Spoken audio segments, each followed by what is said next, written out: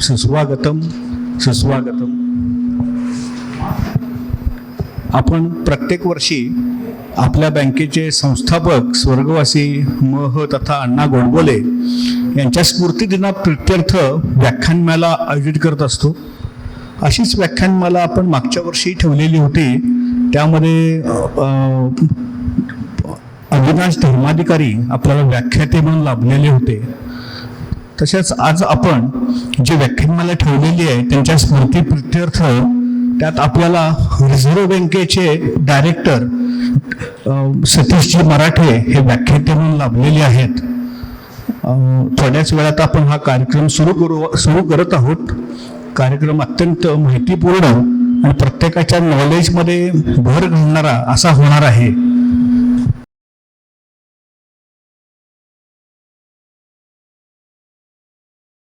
सुस्वागतम सुस्वागतम. प्रमुख पाहुण्यांचे आगमन झालेले आहे. सुस्वागतम.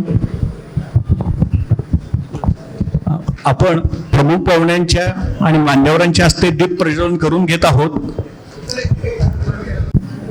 करतील बँकेचे ज्येष्ठ संचालक गाडगीळ साहेब, माननीय सौ वैशालीताई आवाडे, माननीय श्री खिरे साहेब, बँकेचे अध्यक्ष, माननीय उपाध्यक्ष श्री संजय पाटील साहेब, तसेच आमच्या बँकेचे आदरणीय संचालक भाकरे साहेब, आपण पण दीपप्रज्वलन जावं पुढं.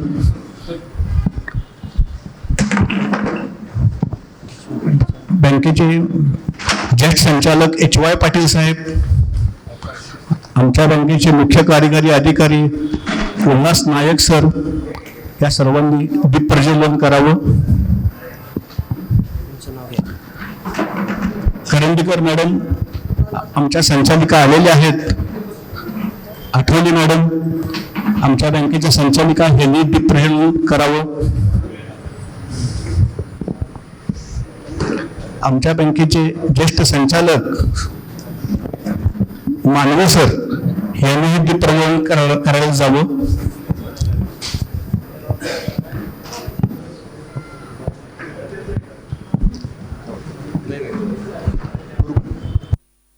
आमच्या बँकेचे संचालक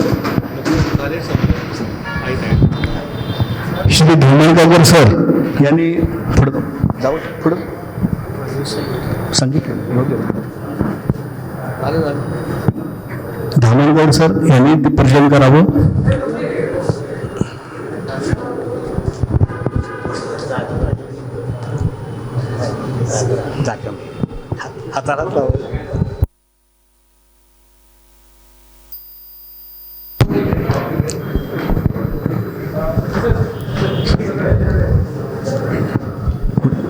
कोणी याच लोकांना ना हां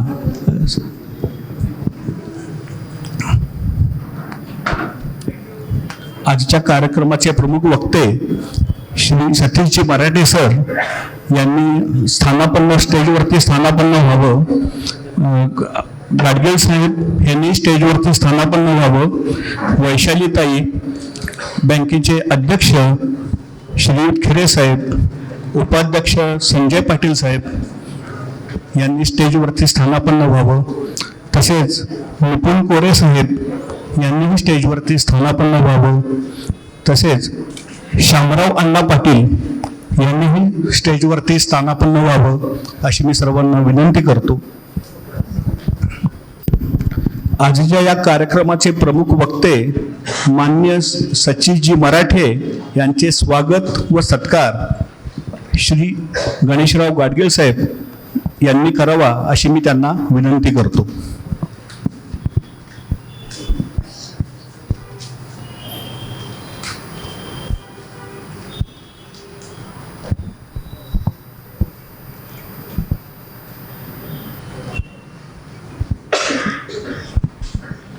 धन्यवाद साहेब.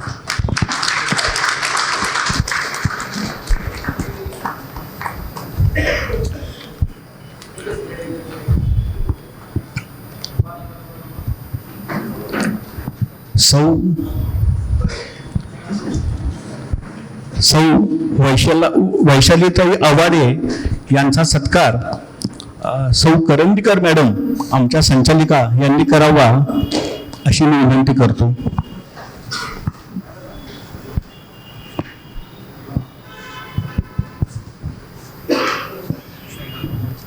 हो पाटील साहेब.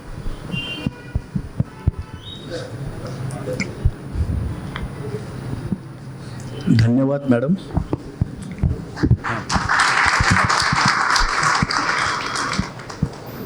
श्री निपुण कोरे यांचा सत्कार आमच्या बँकेचे अध्यक्ष श्री श्रीपाद खिरे साहेब यांनी करावा अशी त्यांना विनंती करतो.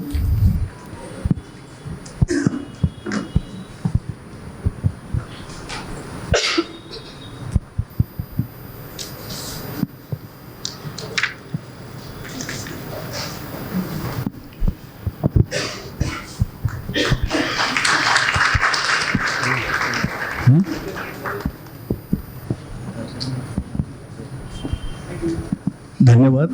तसेच राजाराम बापू सहकारी बँकेचे माजी अध्यक्ष श्री शामराव अण्णा पाटील यांचा सत्कार आमच्या बँकेचे उपाध्यक्ष श्री संजय पाटील सर यांनी करावा अशी त्यांना मी विनंती करतो.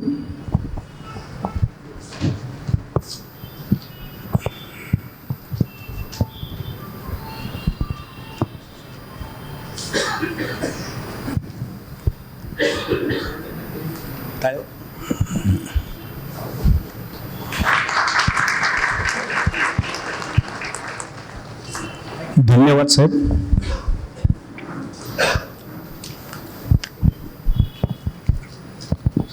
सर्व मान्यवरांनी स्थानापन्न व्हावं.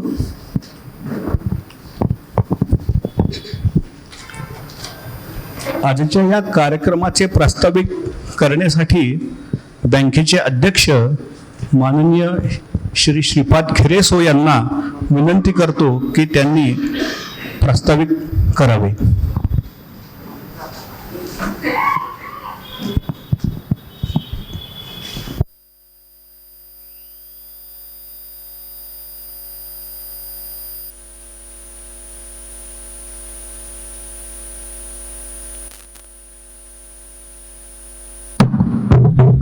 आयोजित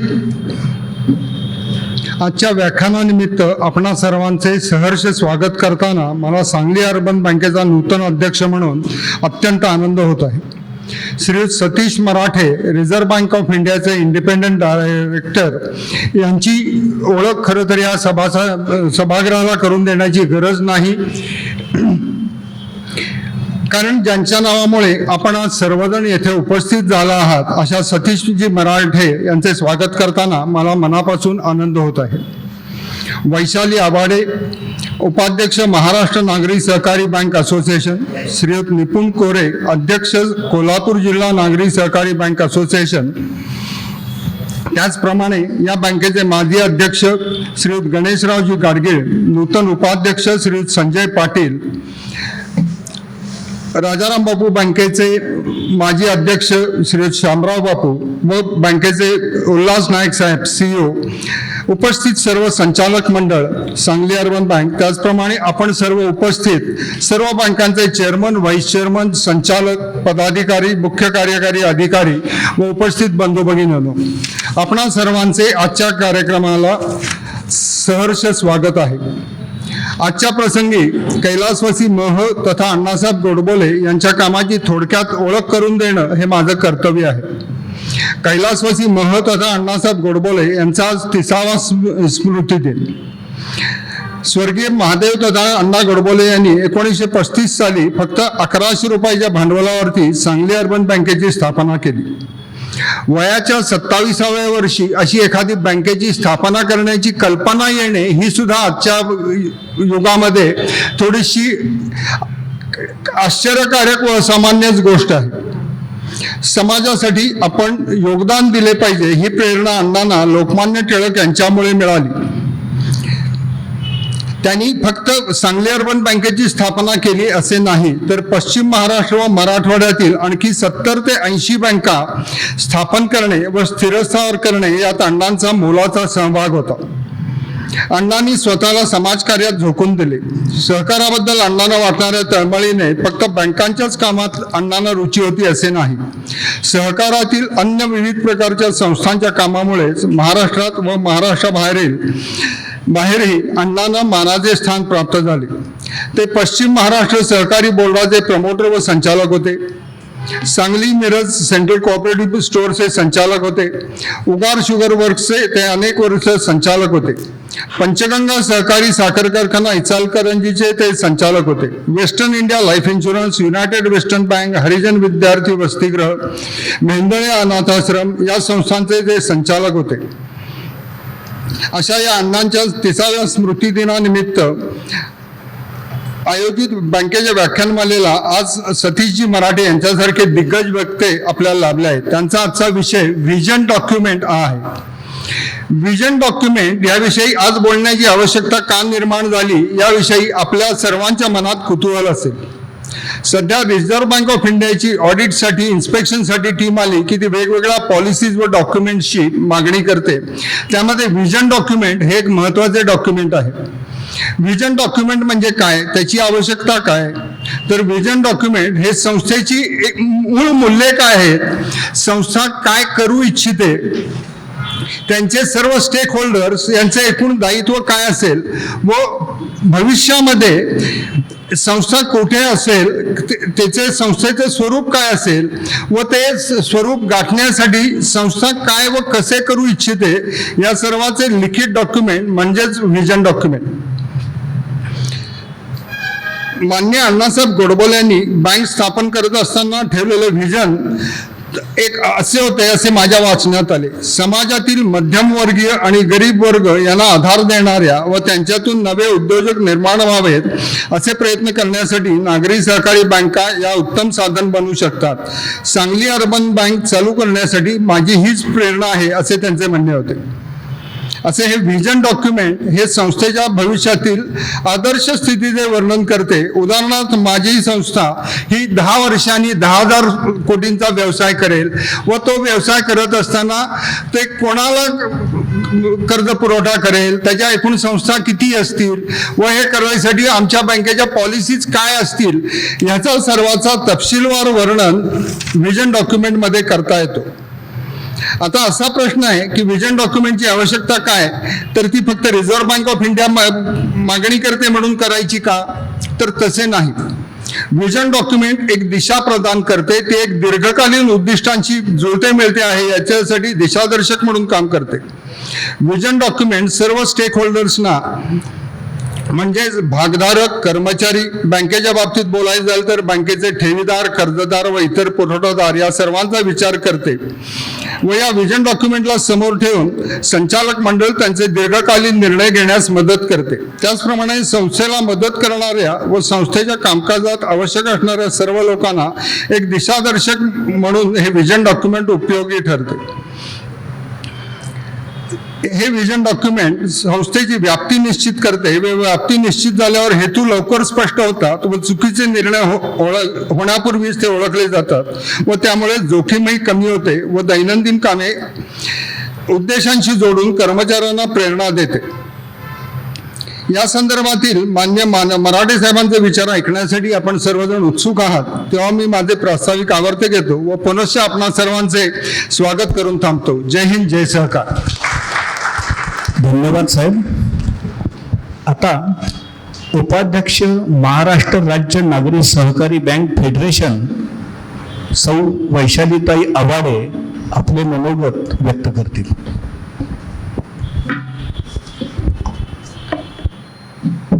नमस्कार.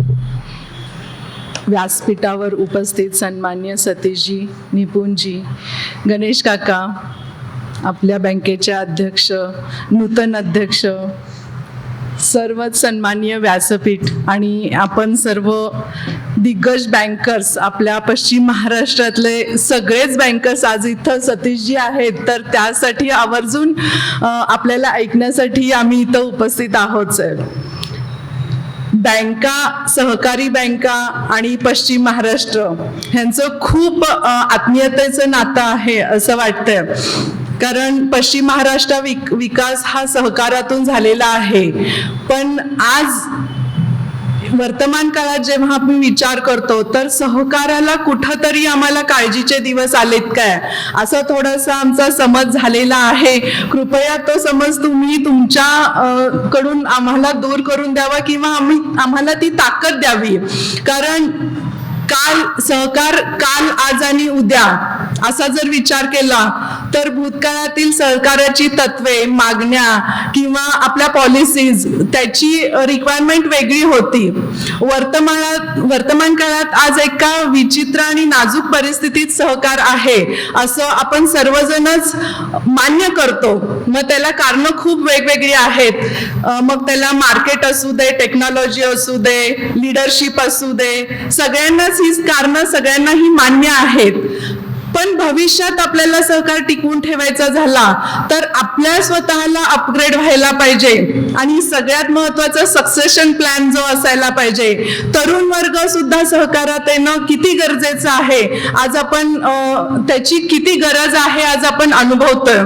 सहकारी बँकांच्याकडचे ग्राहक हे यांचं ॲव्हरेज वय आणि प्रायव्हेट बँकांच्याकडच्या ग्राहकांचं ॲव्हरेज वय, तर हा जो जर डेटा आपण कलेक्शन केला तर ही तफावत खरंच काळजी करण्यासारखी आहे. त्यांचा उद्योग, त्यांची ग्रोथ रेट आणि कोऑपरेटिव्ह बँका म्हणून आमची ग्रोथ रेट ह्याचा कुठंतरी आपल्याला काळजी करण्यासारखे विषय आज निर्माण झालेले आहेत. ग्रामीण भागात सहकार तर पाहिजेच आहे, पण सहकार हा ताकदीनं आम्ही उतरवू शकत नाहीये. मग सहकारातल्या वेगवेगळे सेक्टर असू देत साहेब, मग बँका, पतसंस्था, विकास सोसायट्या, प्रत्येक, आज खरं तर हा विषय नाहीये, पण सहकार म्हटला की ही एक कडी ह्यामध्ये जुडली गेलेलीच आहे.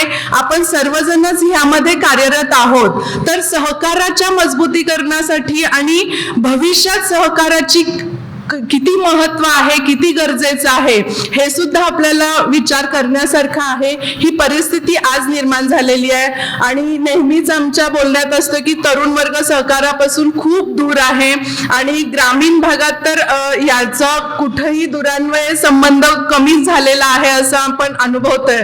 तर ह्याच्यासाठी सुद्धा आपण इतक्या अधिकार आपल्याला आहेत किंवा इतकं फ्युचर प्लॅनिंग तुम्ही करत असता पॉलिसीज मध्ये सुद्धा ह्या गोष्टींचा जरूर विचार करावा. आपण करत असालच, पण आम्ही एक निमशहरी भागातून आम्ही प्रतिनिधित्व करतो, तर अशा साठी सुद्धा तुम्ही आम्हाला गाईड करावं असं वाटतं. एवढंच बोलते आणि थांबते. आम्हाला सतीशजींना ऐकायचं आहे आणि काही छोट्या छोट्या गोष्टी आम्ही रोजच्या अनुभवतो, तेवढंच थोडंसं मला बोलायचं होतं.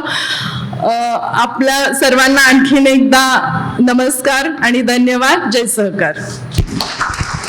धन्यवाद ताई. आपण ज्या वक्त्यांचे ऐकायला ज्या वक्त्यांचा आपण ऐकायला बसलेलो आहोत यांचा परिचय आमच्या बँकेचे संचालक धामणगावकर साहेब त्यांना मी करून देण्यास सांगतो.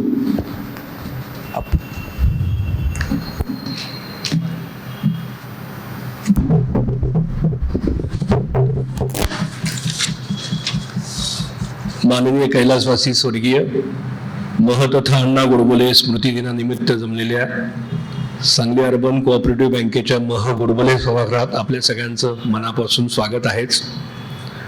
आजच्या या व्याख्यानाच्या निमित्तानं व्यासपीठावरती उपस्थित सतीशजी यांचा परिचय आपल्या सगळ्यांना नक्की आहे, परंतु त्यांच्यातल्या अनेक गोष्टी बऱ्याच जणांना माहिती नसतात, म्हणून आपण तो परिचय करून देणं आवश्यक आहे. आजच्या या कार्यक्रमाच्या निमित्तानं कोल्हापूर असोसिएशनचे अध्यक्ष, वाडा बँकेचे चेअरमन निपुण कोरे व्यासपीठावरती आहेत. परिवर्तनाचं लीडिंग करणारा चेहरा गणेश काका आज आपल्यामध्ये आहेत. नुकतंच नूतन आमचे सहकारी संचालक चेअरमन, व्हाईस चेअरमन झाले सतीशजी आहेत. अन्य मान्यवर व्यासपीठावरती उपस्थित आहेत. आमच्या बँकेच्या चेअरमनने आता सांगितलंच आहे की विजन डॉक्युमेंट या विषयाचा आधार घेऊन आता पुढचं व्याख्यान होणार आहे. त्याचबरोबर अनेकांच्या मनामध्ये आजच्या निकालाची पण धाकधूक आहे, पुढे काय होणार आहे काय नाही. सक्सेशन प्लॅनिंग बद्दल आता ताई बोलल्या, तर या सगळ्या गोष्टींच्या शंका निरसन आपल्याला या ठिकाणी करायला नक्की मिळणार आहे. आणि त्यासाठी जे सतीशजी आपल्याला लाभलेले आहेत, एक अतिशय उत्तम करिअर सहकार क्षेत्रामध्ये त्यांचे आहे. एक सामान्य क्लार्क म्हणून त्यांनी बँक ऑफ इंडियामध्ये सुरुवात केली आणि हा दरमजल करत करत chairman, CEO, United Western bank, त्याचबरोबर जनकल्याण सहकारी बँकेत देखील ते CEO म्हणून त्यांनी अनेक वर्ष काम केलं. त्या काळात आपले सहकार भारतीचे ते को फाउंडर मेंबर्स म्हणूनही त्यांनी काम केले. त्याचबरोबर कोऑपरेटिव्ह सेक्टरमधली अत्यंत नामवंत अशा अनेक संस्था आहेत. त्याच्यामध्ये सहकार रत्न अवॉर्ड्स त्यांनी जे काही प्राप्त केलेलं आहे, हा एकमेव अशी व्यक्ती आहे महाराष्ट्रातून की ज्यांना हे अवॉर्ड मिळालेलं आहे. आणि त्यांचं कामच एवढं ग्राउंड रियालिटीमध्ये आहे. याचंच एक उत्तरदायित्व म्हणून त्यांच्यावर सातत्याने जबाबदाऱ्या येत असतात. त्यात director central board reserve bank of इंडियाची त्यांची सेकंड टर्म आहे. सगळ्यात महत्वाचं नाबार्डमध्ये डायरेक्टर म्हणून ते आता नुकतेच त्यांना जबाबदारी दिलेली आहे. त्याच्याबद्दलही त्यांचं खरं तर सगळ्यांनी जोरदार टाळ्यांच्या गजरात कौतुक केलं पाहिजे. नॅशनल हाऊसिंग बँक याच्यावरती डायरेक्टर म्हणून त्यांची जबाबदारी आहे. मेंबर ऑफ गव्हर्निंग कौन्सिल याच्यामध्ये मिनिस्ट्री ऑफ कोऑपरेशन याच्यामध्ये देखील त्यांच्याकडे जबाबदारी आहे. सहकार सुधारणा समितीची विशेष त्यांची आता नियुक्ती महाराष्ट्र राज्य सरकारने पण केलेली आहे. Founder chairman of centre of studies and research in cooperation या संस्थेवरचे ते फाउंडर चेअरमन आहेत. Member and expert committee study on relevance, applicability and retention of 3 tier short term cooperative credit structure, ज्याला STCS म्हणतात, ministry of cooperation, government of India, याची देखील जबाबदारी त्यांच्याकडे आहे. ते ट्रस्टी आहेत की ज्याच्यामध्ये शैक्षणिक क्षेत्रात देखील काम करणारी एक संस्था आहे की जे रेसिडेन्स स्कूल चालवते, पालघरला आहे. त्याचबरोबर त्यांनी मागील काही काळामध्ये जे काही काम केलंय त्यात ऑनररी सेक्रेटरी म्हणून त्यांनी इंडियन बँक असोसिएशन मध्ये काम केलेलं होतं. Vice president private sector banks association मध्ये त्यांनी काम केलेलं आहे.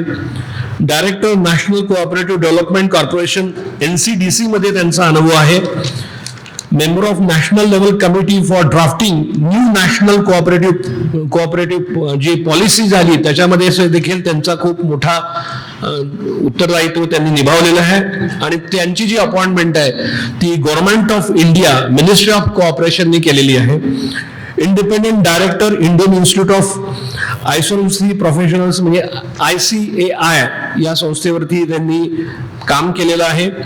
Vice chairman Laxmanrao Inamdar academy for cooperative research and development, ज्याला लिमॅक असं म्हणतात, त्याच्यावरती देखील त्यांनी काम केलेलं आहे. Director apex bank of urban bank of Maharashtra and Goa याच्यावरती काम केलेलं आहे. Members high power committee government of Maharashtra for weak UCBs याच्यावरती त्यांचं योगदान त्यांनी दिलेलं आहे. Member of Maharashtra state cooperative councils वरती ते आहेत. अशा अनेक कोऑपरेटिव्ह बँकांच्या दृष्टिकोनातनं महत्वाच्या अशा पदांवरचा त्यांचा अनुभव आहे. प्रत्यक्ष बँकेचं ग्राउंड रियालिटीतलं फील्डवरचं एक्सपिरियन्स त्यांच्यामध्ये आहे. असं या क्षेत्रातलं उत्तुंग महाराष्ट्रातलं व्यक्तिमत्व आज या व्याख्यानाच्या निमित्तानं आपल्याला लाभलेलं आहे. त्यांची ओळख पुरेशी आहे आणि त्यांची जास्त ओळख त्यांच्या बोलण्यातनंच होत असते. अत्यंत सॉफ्ट बोलणं, सगळ्यांचं ऐकून घेणं, समजून घेणं, सोप्या शब्दामध्ये मराठी माणूस एवढं नॅशनल लेवलला काम करतोय याबद्दल पुन्हा एकदा आपण त्यांच्या टाळ्यांच्या गजरात स्वागत करूया. थँक्यू. धन्यवाद धन्यवाद सर. मी आता सतीशजींना विनंती करतो की त्यांनी आपलं मार्गदर्शन करावं.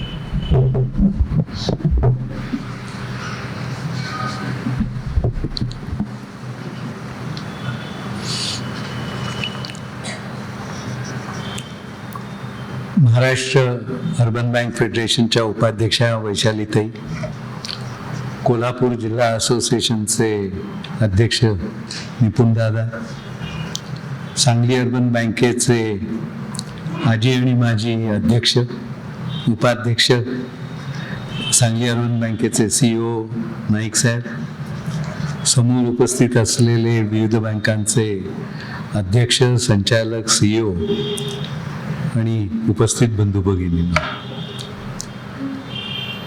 गणेशरावांनी जेव्हा मला म्हटलं की अण्णांचा स्मृती दिन आहे आणि त्यानिमित्ताने आपण एकत्र काही ना काही दरवर्षी कार्यक्रम करतो, त्या कार्यक्रमाला यावर्षी वक्ता म्हणून तुम्ही या.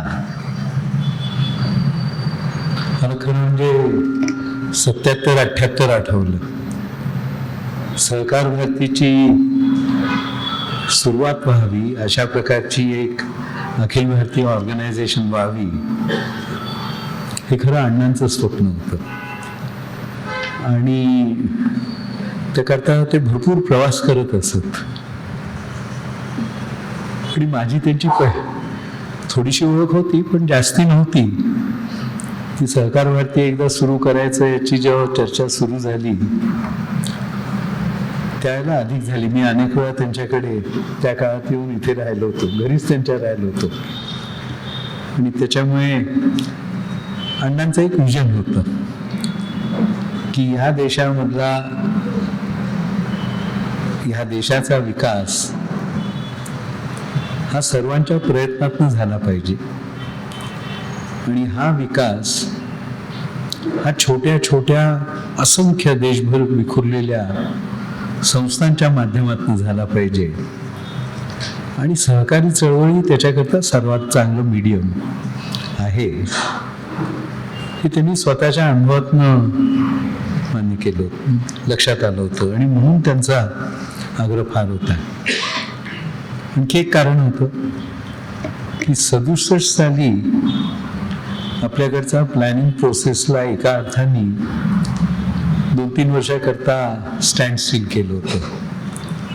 आणि ते 3 वर्ष, कारण त्याच्या आधी 65चं पाकिस्तानशी झालेलं युद्ध आणि नंतर 2-3 वर्ष आपल्याकडे देशभर प्रचंड दुष्काळ पडलेला होता. आता लोक विसरली असतील की अमेरिकेतनं PL-480 घालती आपण आणत असलेला गहू, किंवा नंतर रशियातनं आणत असलेला गहू आणि फॉरेन एक्सचेंज क्रायसिस, या सगळ्या ह्याच्यातनं डेव्हलपमेंटल ॲक्टिव्हिटीला एक थोडा स्टॉप देण्याचा त्यावेळच्या लोकांनी निर्णय घेतला. आणि रोलिंग प्लॅन 1-1 वर्षाचा इम्प्लिमेंट करत होतो आपण 67-70 साली. आणि त्या रोलिंग प्लॅन इम्प्लिमेंट करत असताना अण्णांना जे सर्वात खटकलं आणि ज्याच्यामुळे पुढे सहकार भारती फॉर्म झाली, 67 पर्यंत cooperative to be promoted, to be given preferential treatment, अशी आपली स्टेट पॉलिसी होती, केंद्राची आणि राज्यांची. ती पॉलिसी त्यांनी बदलली. म्हणजे काय केलं, 2 शब्द ऍड केले आणि त्याच्यातनं सहकाराला पिछेहाट झाली. त्यांनी म्हटलं cooperative to be promoted if possible. या इफ पॉसिबल 2 शब्दांनी खरं म्हणजे सहकार आपला मागे गेला. आणि ही वाचल्यावरच अण्णांच्या लक्षात आलं की आता एकंदर कठीण परिस्थिती सहकाराला येणार. आणि तशी ती आली. पुढे अनफॉर्च्युनेटली देशातला सर्वात मोठा राजकीय पक्ष जो काश्मीर ते कन्याकुमारी राज्य करत होता, काँग्रेस, हा फुटला, हा दुबळला. आणि त्याचा परिणाम देखील सहकार क्षेत्रावर फार मोठा झाला. सहकार क्षेत्राकडे या 2 काँग्रेसच्या विभागलेल्या ग्रुप्सनी वोट बँक पॉलिटिक्स करता वापरायला सुरुवात केली. आणि त्याच्यातूनच अनेक अडचणी पुढच्या काळातल्या आपल्या सगळ्या उभ्या राहिलेल्या आहेत. आणि म्हणून देशाच्या विकासाकरता अबोव पार्टिझन पॉलिटिक्स, सर्व समाजातल्या घटकांना एकत्र घेऊन देशात मजबूत सहकार चळवळ उभी राहिली पाहिजे, ही अण्णांची दृष्टी होती. आणि त्याच्यामुळे त्यांनी संपूर्ण महाराष्ट्रभर प्रवास केला. संघाच्या अनेक कार्यकर्त्यांना ते भेटले आणि खरं म्हणजे 74च्या सुमाराला असं काही ना काही ते सुरू करायचं सहकार क्षेत्रात काम, असा निर्णय झाला. पण 75 साली इमर्जन्सी आली आणि अनेक कार्यकर्ते जेलमध्ये गेले. इन्सिडेंटली मी जेलमध्ये होतो नाशिकला, आणि त्याच्यामुळे सहकार क्षेत्रात काम सुरू करायचं याची चालना नाशिकच्या जेलमध्ये सर्वात जास्ती झाली. अनेक कार्यकर्तेही तिथे होते आणि त्याच्यातनं इमर्जन्सी उठल्यावर आपण नक्की बाहेर गेल्यावर करायचं हे ठरलं. आणि 77 साली हा निर्णय झाला आणि प्रोसेस सुरू होऊन 11 जानेवारीला सहकार भारतीची स्थापना झाली. मला आठवत आहे पहिल्या मीटिंगला आम्ही जेव्हा भेटलो होतो, माझा तो सहकाराशी काही संबंध नव्हता. म्हणजे ना हाऊसिंग सोसायटीत राहतो मुंबईत मी, ना क्रेडिट सोसायटीचा संबंध, ना बँकेचा किंवा कशाचा. पण माझं शिक्षण पूर्ण झालं होतं आणि तू आता दुसऱ्या कुठल्या तरी सामाजिक क्षेत्रात काम करावंस आणि हे क्षेत्र नवीन होणार आहे, याच्याकरता तू काम कर, याच्यात मी खरं आलो. आणि त्याच्यानंतर मग अण्णांची माझी खूप वेळा भेट झाली. आणि हे सांगण्याचं कारण असं की त्यावेळेला 4-5 जण आम्ही एकत्र असणारे आज देशातली सर्वात मोठी ऑर्गनायझेशन, जवळजवळ 550 ते 600 जिल्ह्यांमध्ये 50,000हून अधिक सहकारी संस्थांची जोडलेली आज एक अखिल भारतीय संघटना सहकार भारती आज उभी राहिली. अण्णा हे त्याचे पहिले आमचे अध्यक्ष होते, हे अनेक लोकांना माहीत नाही. लक्ष्मणराव इनामदारांचा इथे फोटो आहे. काही जण लक्ष्मणराव इनामदारच संस्थापक आहेत असं म्हणतात. खरं ते नाही, अण्णांनीच त्याच्यात पुढाकार घेऊन हा तो केलेला होता. आणि आज हे सगळं तुम्हाला सांगण्याचं कारण अर्बन बँकांच्या कॉन्टेक्स्टमध्ये बोलायचं तर आपण अत्यंत एका महत्त्वाच्या टप्प्यावरती अर्बन कॉर्पोरेटिव्ह बँकिंग सेक्टर आज पोचलेलं आहे. देशाच्या बँकिंगबद्दल बोलायचं झालं तर it is in the pink of health. भारतातल्या काही बँकांची प्रॉफिटेबिलिटी कुठल्याही इंटरनॅशनल बँकेशी कॉम्पीट करता येईल इतकी चांगली आहे. NPA level, net NPA level किंवा ग्रॉस NPA लेवल हे इंटरनॅशनल स्टँडर्डशी आपल्या सेक्टरने मॅच केले आहेत देशाच्या.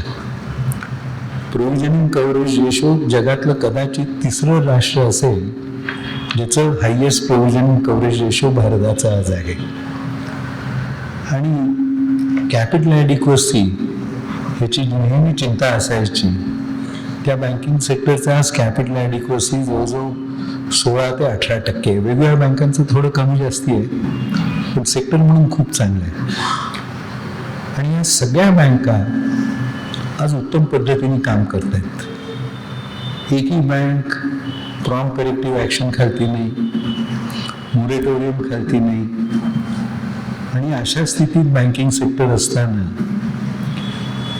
बँकिंग रेग्युलेशन ॲक्टमध्ये अमेंडमेंट झालं आणि रिझर्व्ह बँकेनी फुल रेग्युलेटरी अधिकार गव्हर्नमेंट ऑफ इंडियानी रिझर्व्ह बँकेकडे दिले. ही मागणी मी स्वतः अनेक वर्ष करत होतो.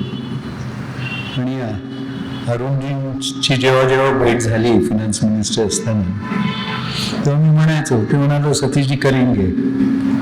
मला एकदा त्यांनी सांगितलं करना है बट राज्यसभा में मुझे मेजॉरिटी नहीं है, it will not be easy. म्हणून करायचं मनात असून त्यावेळेला करता आलं नाही. पण पंजाब महाराष्ट्राच्या फ्रॉडनी आणि आमच्या पाठपुराव्याने माझ्या वैयक्तिक सहकार भारती म्हणून आणि रिझर्व्ह बँकेनी देखील परस्यू करत असल्यामुळे हे बँकिंग रेग्युलेशन ॲक्ट अमेंडमेंट आलं आणि टोटल रेग्युलेटरी पॉवर्स हे रिझर्व्ह बँकेकडे आल्या. त्याला खूप त्याच्यावरती उलटसुलट चर्चा झाली की याच्यातनं आता प्रायव्हेटायझेशन वगैरे, सहकारमुळे सहकारी संस्था बंद पडतील, मरतील. काही तसलं झालं नाही. इनफॅक्ट रिझर्व्ह बँकेच्या गेल्या 5 वर्षाच्या सततच्या प्रयत्नातनं, आणि ते मी सगळं जवळनं बघितलं, कारण त्याच सुमाराला माझी सेंट्रल बोर्डावरती पहिल्यांदा अपॉइंटमेंट झाली आणि नंतर परत झाली. अर्बन कोऑपरेटिव्ह बँकांचं इंटिग्रेशन मेनस्ट्रीम बँकेशी करायचं. वाढत्या इकॉनॉमीमध्ये भारताच्या कुठलाही फायनान्शियल सेगमेंट हा वीक राहता कामा नये, हाही त्या पॉलिसीचा एक भाग होता. आणि म्हणून 2 सेक्टर्सकडे रिझर्व्ह बँकेने विशेष लक्ष दिलं. पब्लिक सेक्टर बँका आणि प्रायव्हेट सेक्टर त्यांचं ते करत होते आणि त्यांची इम्प्रूव्हमेंट होत असताना दिसत होती. पण NBFC आणि अर्बन कोऑपरेटिव्ह बँकांकडे विशेष लक्ष द्यायला रिझर्व्ह बँकेला लागत होतं.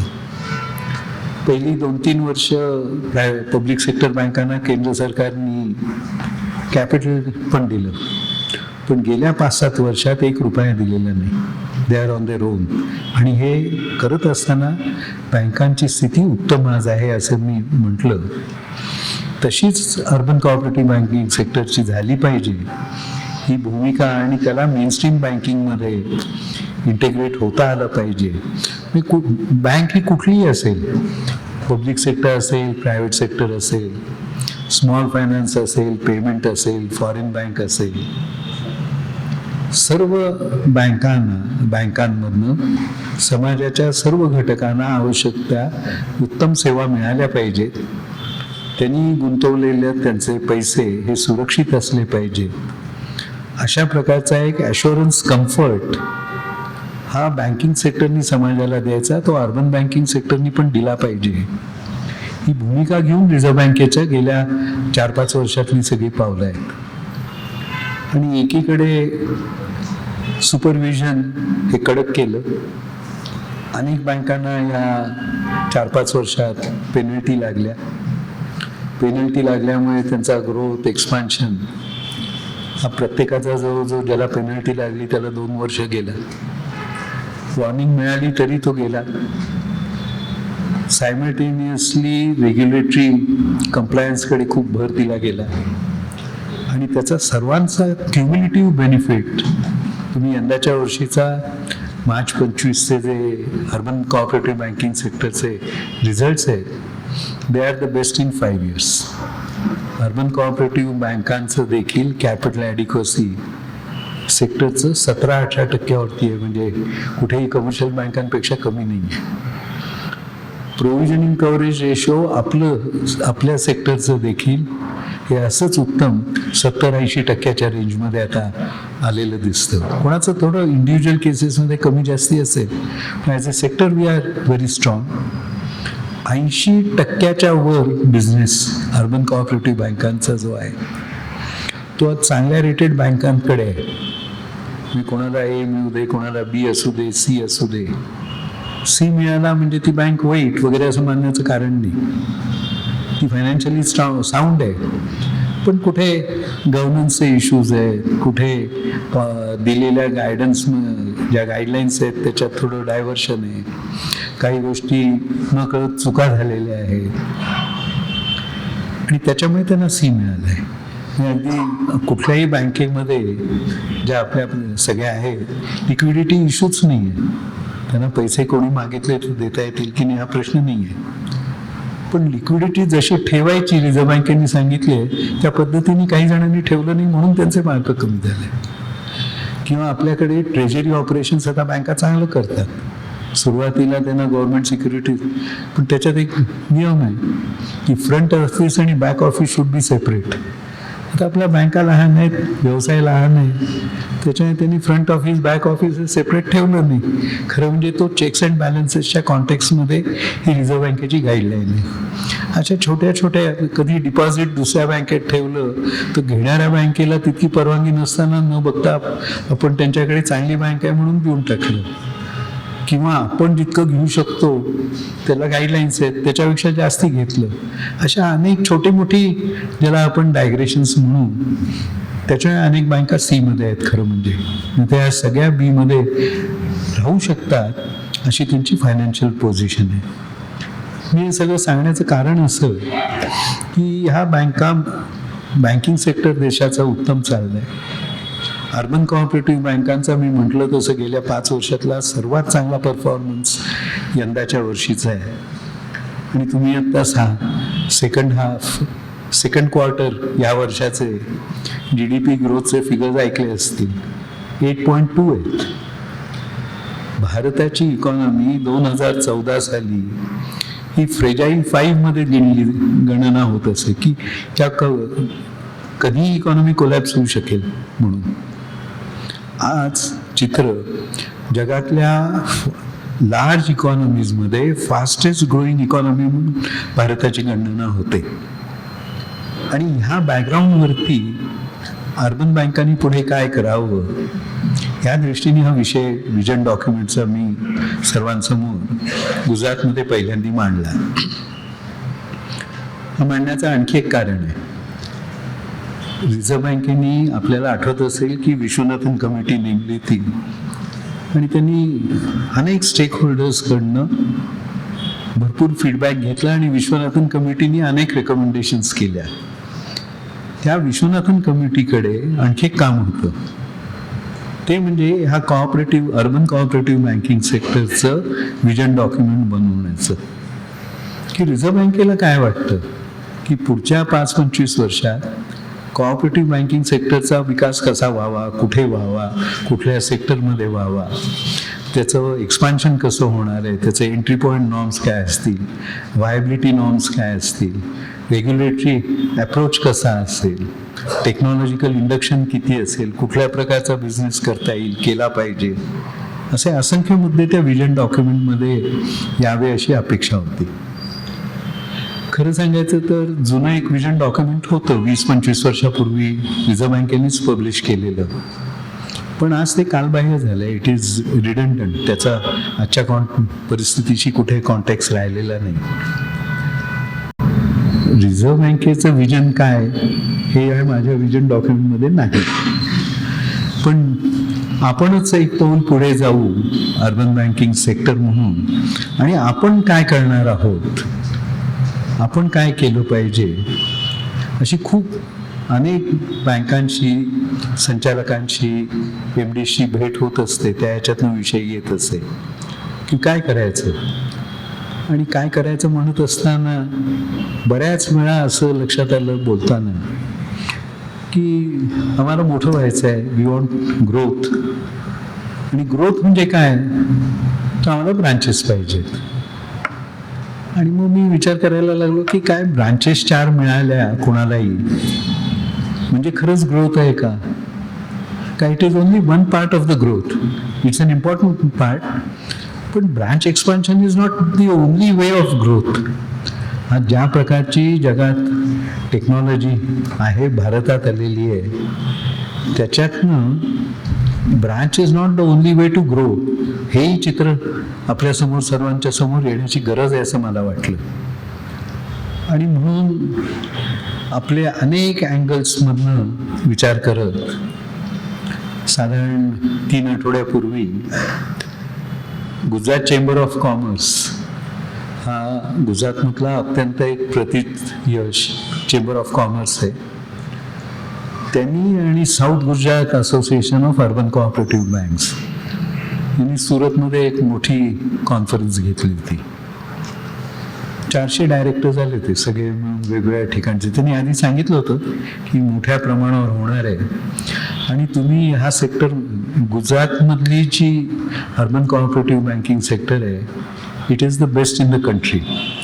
आणि म्हणून मी नेहमी रिझर्व्ह बँकेतही बोललेलो आहे आणि बाहेरही बोलतो की why Gujarat banks are doing the best. आज ज्याला आपण वीक स्ट्रेस्ड बँक्स म्हणतो, या गुजरातमध्ये बोटावर मोजण्या इतक्या बँका सापडतील. आणि कशामुळे त्यातला सगळा ग्रोथ आहे हा विषय सगळा येत होता. आणि त्यांनी म्हटलं आणि त्यांचा विचार असा होता की या बँका मोठ्या झाल्या पाहिजेत. आमच्याकडे SME सेगमेंट खूप मोठा होतोय, पण आम्हाला छोट्या बँकांच्या म्हणजे तुलनेने पब्लिक सेक्टर प्रायव्हेट सेक्टरपेक्षा या आम्हाला आमच्या नेबरहूड बँक्स वाटतात, आमच्या घरच्या बँक्स वाटतात. आणि या वाढल्या पाहिजेत आणि त्यांचं पुढचं विजन काय असेल असं तुम्ही काहीतरी बोला. ते सगळे कार्यकर्ते होते, त्याच्यामुळे ते वेगवेगळ्या अँगलमधनं बोलत होते आणि तसा हा कार्यक्रम जवळजवळ 1.5-2 महिने आधी ठरला होता.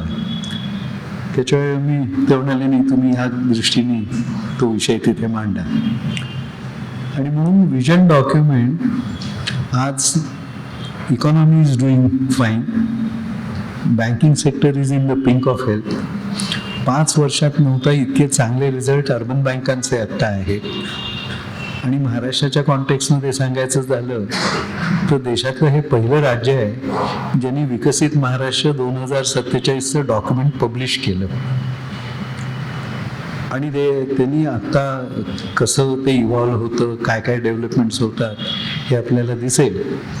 पण ज्या पद्धतीने विजन डॉक्युमेंट इम्प्लिमेंट करण्याकरता त्यांनी एक संरचना केली आहे, त्याच्यातनं नक्की आपण धरून चाललं पाहिजे. Things are going to change and going to move. Maharashtra will once again come on the forefront of economic development. तो आज हिस्टॉरिकल आणि साईज वाईज आहेच, पण त्याचं फुल पोटेन्शियल टॅप होत नव्हतं. या विजन डॉक्युमेंट 47चं जे महाराष्ट्र शासनाने केलं आहे तेही आहे. आणि मग महाराष्ट्रात हा विषय बोलला गेला पाहिजे, मांडला पाहिजे. त्याचं कारण असं की महाराष्ट्रात सर्वात जास्ती बँका आपल्याकडे आहेत आणि म्हणून विजन डॉक्युमेंट अर्बन बँकांनी पुढे ग्रोथ आणि डेव्हलपमेंटच्या कॉन्टेक्स्टमध्ये काय करावं असा विचार त्याच्यातनं सुरू झाला.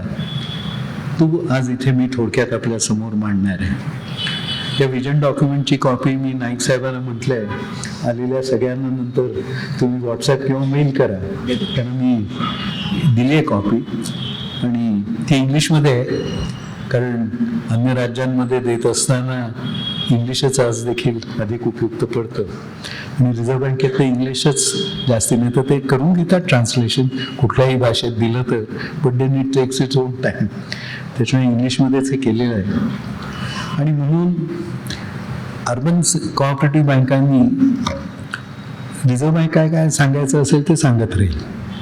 तुम्ही आता 8 दिवसापूर्वी रिझर्व्ह बँकेने 3,500 जुनी सर्क्युलर्स स्क्रॅप केली हेही वाचलं असेल आणि 27-28 मास्टर सर्क्युलर्स आपल्याला इश्यू केली. एखादं दुसरं आणखी वाढेल कमी जास्ती, पण फार चेंज नाही व्हायचा. ती म्हणजे आपलं राज्यघटना आहे असं मी मानतो. आपण सर्वांनी जे जे अर्बन कोऑपरेटिव्ह बँकिंग सेक्टरमध्ये आहेत, जे संचालक आहेत, ऑफिसर्स आहेत, MD आहेत, डायरेक्टर्स, चेअरमन असतील, त्यांनी 27 मास्टर सर्क्युलर नजरेखालनातून जरूर घातली पाहिजे. काय त्याचं, कारण तीच आपल्याला पुढे नेणार आहेत एका अर्थाने. आणि आपण त्याला ती लक्षात घेऊन आपल्या स्टेप्स जर का घेतल्या तर आज जो नागरी सहकारी बँकांचा टोटल बँकिंग सेक्टरमधला जो कॉन्ट्रीब्युशन आहे ते साधारण 3.5-4% आहे. ते मी असं मानतो की पुढच्या 10 वर्षात आपण जर का हे सगळ्यांनी मिळून कलेक्टिव्ह एफर्ट म्हणून आपण जर का केलं तर आपला banking sector, urban cooperative banking सेक्टरचा जो आजचं प्रपोर्शन आहे 3-4 वर्षवरनं ते नक्की दुप्पट ते तिप्पट आपण करू शकू, हा कॉन्फिडन्स मला वाटतो.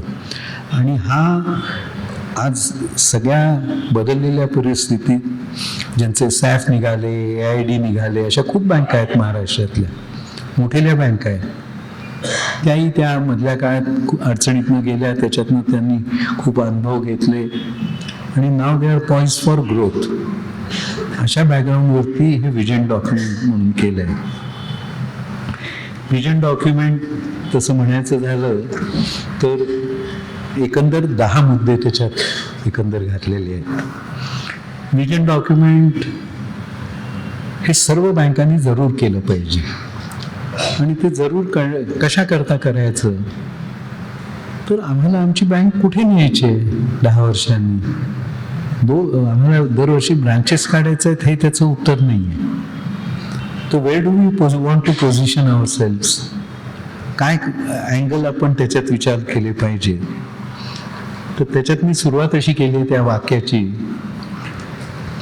की a bank that can be trusted technology driven, member centric अशा या बँका ज्या सर्व समाजाला घेऊन इन्क्लुझिव्ह ग्रोथ करतील,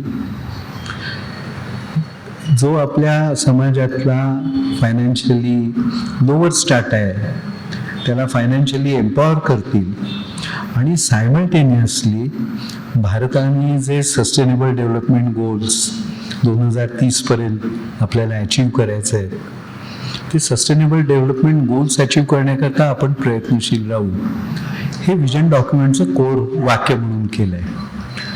आणि सस्टेनेबल डेव्हलपमेंट गोल्सबद्दल आपण अर्बन बँकांमध्ये फार कधी बोलत नाही, पण आपण ते जे 17 गोल्स आहेत त्या 17 गोलमध्ये 5-6 गोष्टी ऑलरेडी आपण करतोय.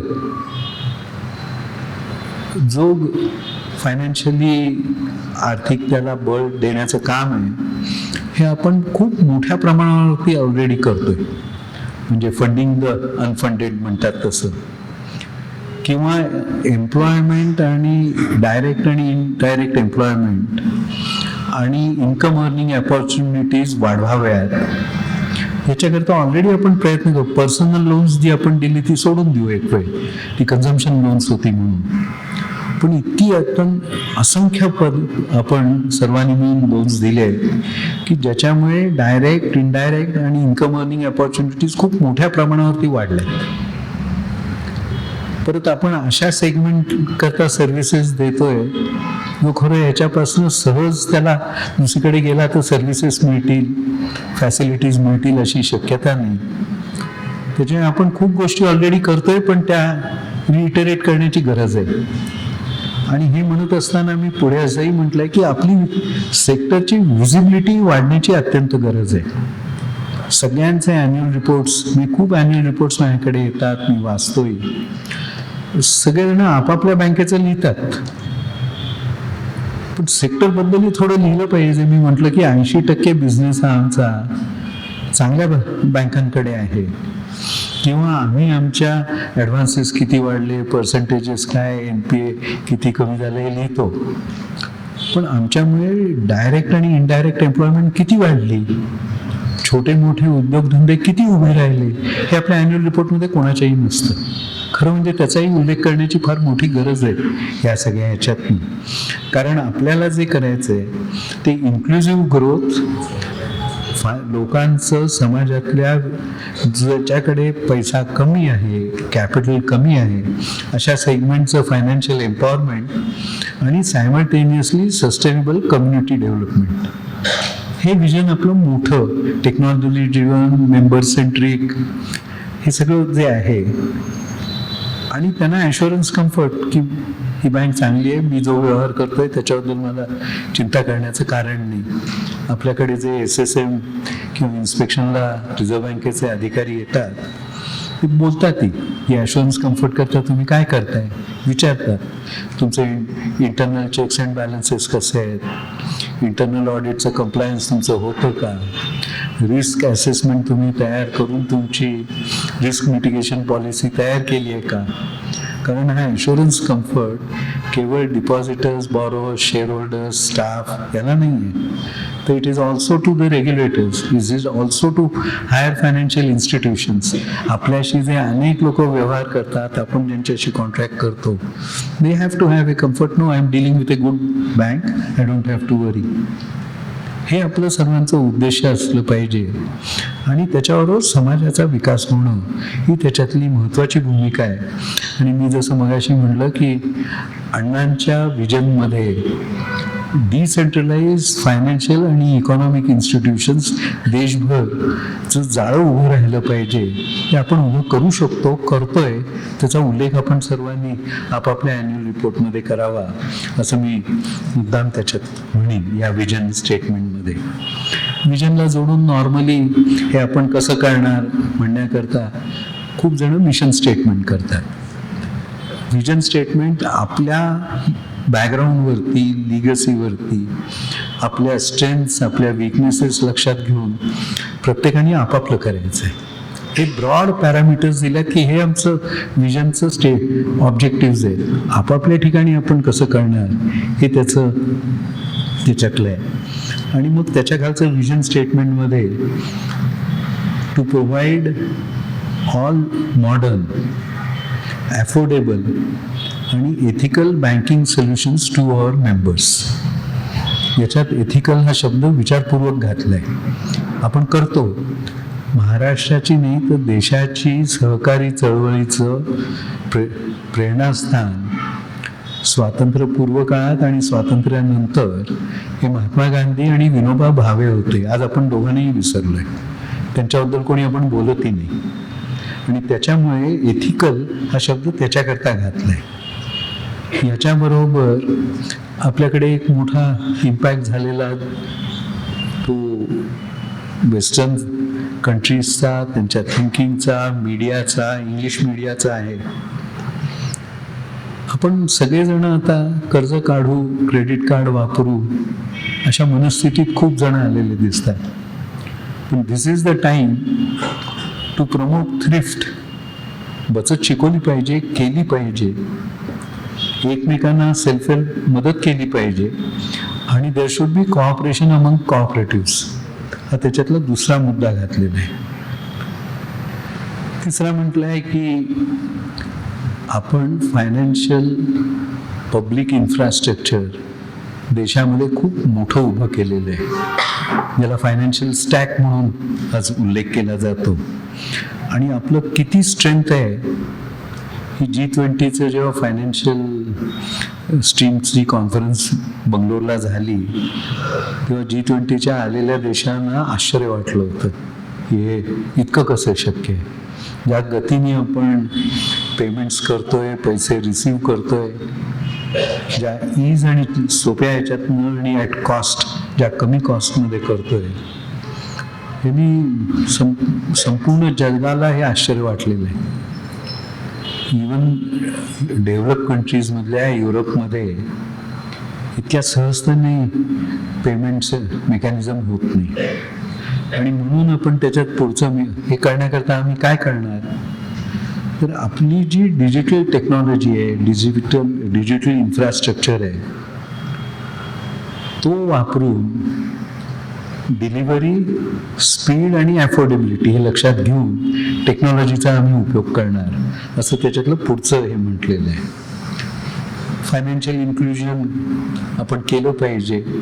आपल्या दृष्टीने खूप अजून करायला बाकी आहे. तरी देखील गेल्या 10 वर्षात 25 कोटी लोक दारिद्र्य रेषेच्या वर आली. आता ती 25 आली का 22 आली का 27 आली, पण आली, एक सबस्टॅन्शियल लार्ज नंबर आला. आणि this is an aspirational segment of our society. ज्याचं एक लेवल होती त्याला तो पुढच्या लेवलला गेलाय, त्याची अपेक्षा पुढची आहे. आणि त्याच्या विकासामध्ये पब्लिक सेक्टर, प्रायव्हेट सेक्टर किंवा NBFC पेक्षा नागरी सहकारी बँक अधिक मोठं योगदान देऊ शकतात. आणि म्हणून फायनान्शियल इन्क्लुजनवरती तितकाच भर दिलाय. आणि उद्योजक, छोटे मोठे मीडियम साईजचे उद्योजक उभे करणं, या सगळ्या ह्याच्याकरता प्रयत्नशील आपण राहणं, हे त्या मिशनचं एक हे लिहिलं आहे. आणि हे सगळं करण्याकरता बँके चालवणारे संचालक असतील, अधिकारी असतील, स्टाफ असेल, त्यांची एक मजबूत फळी स्किल्ड, मोटिवेटेड आणि जी सहकारी तत्वांवर विश्वास ठेवते अशी उभी करणं, हे या मिशन स्टेटमेंटचे ब्रॉड पॉईंट्स आहेत. पुढच्या सगळ्या पॉईंट्सला मी इतका वेळ घेणार नाही तर हे खूप वेळ चालेल. पण काही गोष्टी या मुद्दाम मी त्याच्यातल्या म्हणतोय. बरं, हे करत असताना मी जे मगाशी एथिकल हा शब्द वापरला, विनोबा भावे, गांधीजींचा उल्लेख केला, तर आपल्या कोर व्हॅल्यूज काय असणार, कशाच्या आधारावरती आपण हे काम पुढचं वाढवणार, तो म्हटलेला आहे की इंटेग्रिटी. आपण जे करू त्याच्यात विश्वासार्हता वाढली पाहिजे. मेंबर सेंट्रिसिटी, सभासद म्हणजे ज्यांनी मिळून ती सहकारी संस्था केली त्यांनी करायचंय. आपल्या कामकाजात नवनवीन गोष्टी आणणं, इनोव्हेशन करणं, आपल्या काम करत असताना स्वतःला रिइंजिनियर करणं, रिइन्व्हेंट करणं हे केम म्हटलेलं आहे. आणि हे सगळं करत असताना सोशल रिस्पॉन्सिबिलिटीकडे दुर्लक्ष न करणं. हे मला आठवत आहे की मी जेव्हा मुंबईत होतो, आमची सायन्सची ब्रांच आहे, कम्प्युटरायझेशन आमचं पूर्ण झालं होतं आणि BSTचं इलेक्ट्रिसिटीचं बिल घेण्याचं आमचीच ब्रांच एक होती त्या सबन परिसरात. आणि आमच्याकडे प्रचंड लाईन धारावीपासूनची इकडे यायची. आम्ही सगळ्यांना सांगायचो की तुम्ही अकाउंट ओपन करा, आम्ही डेबिट करू, हे करू. पण होत नाही. फार थोड्या लोकांनी अकाउंट केले ओपन, पण लोक स्वतःहून पैसे भरायचे. त्यांच्याकडे बँकेत ठेवून तुम्ही काढून डेबिट टाकून पेमेंट करा असं करायला नसेल. एकदा एका आमच्याकडे सांगितलं की आता आपलं कम्प्युटरायझेशन झालेलं आहे, तर आपण हे सगळं बंद करून टाकू. जो 500 रुपये त्यावेळेला, म्हणजे 25 वर्षापूर्वीचं सांगतोय, 500 रुपये सेव्हिंग्ज अकाउंटला ठेवेल त्याचंच आपण इलेक्ट्रिसिटीचं बिल घ्यायचं. मी आणि आमच्यापैकी काही जणांनी विचार मांडला, तुम्हाला पूर्वी फिजिकली होतं तेव्हा काम होतं, मॅन्युअल काम होतं की तो येतोय करतोय. आता at the click of the button आहे, त्याच्या अकाउंटला पैसे समजा कमी आहेत किंवा नाही आहेत, त्यांनी तुमचं काय नुकसान होत आहे. आणि हा जो मुद्दा आहे तो त्याच्यात मी सोशल रिस्पॉन्सिबिलिटी म्हणून त्याच्यात म्हणतोय की लहान आहे, त्याच्यातनं फार उद्योग व्यवसाय आज नाही मिळणार म्हणून त्याला इग्नोर करणं, नाही करणं. आणि हे सगळं करत असताना आपल्या पॉलिसीज, आपला व्यवहार हा प्रुडेन्शियल असला पाहिजे. त्या आपल्या 5-6 कोर व्हॅल्यूज याच्या भोवती हे विजन डॉक्युमेंट उभं केलं पाहिजे असं म्हटलेलं आहे. मग त्याच्यातनं पुढचं जे ते बिझनेस ग्रोथ आणि डायव्हर्सिफिकेशनचं म्हटलंय. या बिझनेस ग्रोथ आणि डायव्हर्सिफिकेशनला मगाशी मी बोलताना राहिलं, पण ह्या वर्षीचा मार्च 25 आपला सेक्टरचा ग्रोथ रेट हा जेमतेम 5% आहे. जेमतेम. जेव्हा सबन इंडस्ट्रीचा ग्रोथ रेट कोणाचा 16%, 17%, कोणाचा 10%, 11%, मिनिमम 10-11% आणि जास्तीत जास्त 16-17% देखील बँकांचे, तेव्हा आपला इतका कमी का? We have to grow. आणि ग्रो करत असताना we should attempt at least 10 to 12% minimum growth every year. ही काळाची गरज आहे. आपला व्यवसाय वाढला नाही तर रेव्हेन्यू वाढणार नाही, रेव्हेन्यू वाढला नाही तर आपले रिझर्व्ज आणि प्रॉफिट्स वाढणार नाही. प्रॉफिट्स आणि रिझर्व्ज नाही वाढले तर आज डेव्हलपमेंट करायला लागणारे फंड्स आपण उभे करू शकणार नाही. डिव्हिडंड हा जर का चांगला द्यायचा झाला तर बिझनेस हॅज टू इन्क्रीज. आणि त्याच्यामुळे ग्रोथ करणं आणि उगीच मोठेल्या लोन प्रपोजलच्या भानगडीत पडण्याचं कारण नाही. देशामध्ये 7.5 कोटी SME जात आहेत. मला माहीत नव्हतं की जवळजवळ 50%च्याहून जास्ती SMEs या ग्रामीण भागात आहेत. त्याची जेव्हा माहिती आली तेव्हा लक्षात आलं की मोर दॅन 50% हा ग्रामीण भागात आहेत. आणि आपण तर ग्रामीण, निम्न ग्रामीण, आपण जिल्ह्याचा एरिया ऑफ ऑपरेशन असल्यामुळे आपल्याला फंडिंग करायला तो इश्यू नाही. त्याच्यामुळे SME फायनान्सिंगकडे आपण लक्ष देऊन केलं पाहिजे. युरोपची स्ट्रेंथ, त्यांच्या मोठ्या कंपन्या आपल्याला दिसतात, पण युरोपची खरी स्ट्रेंथ या मोठ्या कंपन्यांना तिथल्या ज्या SMEs सपोर्ट बेस आहे हा कोणी लोकांसमोर आणलाच नाही. भारतामध्ये देखील 4th इंडस्ट्रियल रेव्होल्युशनचा विचार होत असताना आपण सगळ्या गोष्टी करायच्या, सगळी उत्पादनं करायची, मॅन्युफॅक्चरिंग बेस वाढवायचा आणि आपल्या मोठ्या इंडस्ट्रीजना देखील सपोर्टिव्ह सिस्टीम उभी करायची, हाच आपलं पॉलिसी आहे. आणि मॅन्युफॅक्चरिंग मिशन म्हणून जे आता केंद्र सरकारने आणि जवळजवळ सगळ्या राज्य सरकारने अडॉप्ट केलं आहे, त्यामध्ये GDP मधलं मॅन्युफॅक्चरिंग सेगमेंटचा कॉन्ट्रीब्युशन हे 25% तरी कमीत कमी न्यायचं असं त्याच्यात ठरलेलं, त्या ऑब्जेक्टिव्हमध्ये आहे. आता आपण 16%च्या आसपास आहोत. आणि केंद्र आणि राज्य सरकारांच्या सगळ्या कमी जास्ती थोडं पॉलिसीज इथे तिथे असतील, पण सगळ्यांचा फोकस SMEला प्रमोट करण्याचा आहे. त्याचं कारण असं की इन्कम अर्निंग अपॉर्च्युनिटीज आणि एम्प्लॉयमेंट या SME सेगमेंटमधनं खूप मोठ्या प्रमाणावर होतं. आणि म्हणून SMEज आहे. हाऊसिंग हे आपल्यावरती खूप निर्बंध होते, एक्सपोजर लिमिट्स आपली कमी होती. हाऊसिंग फायनान्स करत असताना रिअल इस्टेट त्याच्यातच घातलं होतं, म्हणून खूप अडचणी येत होत्या. आम्ही मागे लागून ते लिमिट वाढवून घेतलेलं आहे. त्याचं कारण असं आहे की देशामध्ये आज जवळजवळ 18,000 नवीन अर्बन सेंटर्स उभी राहतात. आणि या सगळ्या 18,000 सेंटर्समध्ये हाऊसिंगची नितांत आवश्यकता आहे. आणि हाऊसिंग इंडिव्हिज्युअलला आपण जेव्हा देतो तेव्हा त्याचं घराची रिक्वायरमेंट होते, हे एक काम झालं. पण ज्याच्याकडे काहीच नाही त्याच्याकडे 15-20 वर्षात लोन रिपे झाल्यानंतर तो कॅपिटल रेज करू शकेल असा एक मोठा त्याचा स्वतःचा ॲसेट उभा राहतो. आणि त्याच्यामुळे सामान्य लोकांना हाऊसिंग लोन्स दिली पाहिजेत त्या लोकांनी. आणि घर असल्यामुळे जनरली डिफॉल्ट हाऊसिंगमध्ये फार नॉमिनल आहे अक्रॉस द सेक्टर. आणि 15-20 वर्षात त्याचा ॲसेट उभा राहिल्यानंतर त्या बेसिसवरती तो कॅपिटल उभं करू शकतो.